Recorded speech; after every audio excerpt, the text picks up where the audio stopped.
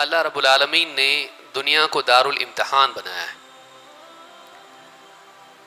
اور یہاں پر انسان پر ایک کے بعد ایک مصیبتیں، پریشانیاں، آزمائشیں آنے والی ہیں۔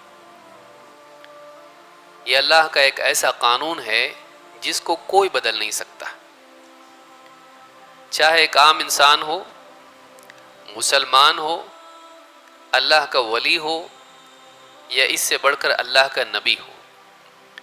اللہ کی طرف سے آزمائشیں، پریشانیاں، مصیبتیں ہر ایک پر آنے والی ہیں۔ اس قانون سے کوئی بھی فرار اختیار نہیں کر سکتا۔ کبھی یہ مصیبتیں اللہ کی طرف سے قدرتی اسباب کے تحت ہوتی ہیں،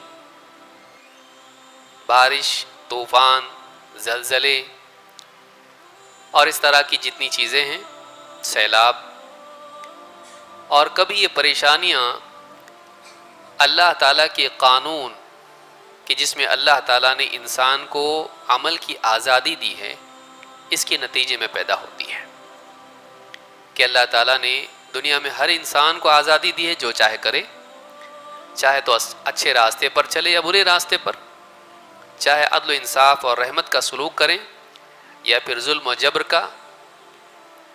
اس آزادی کے نتیجے میں برا انسان طاقت پا کر کمزور لوگوں پر ظلم کرتا ہے اور لوگوں پر پریشانیاں، مصیبتیں آتی ہیں۔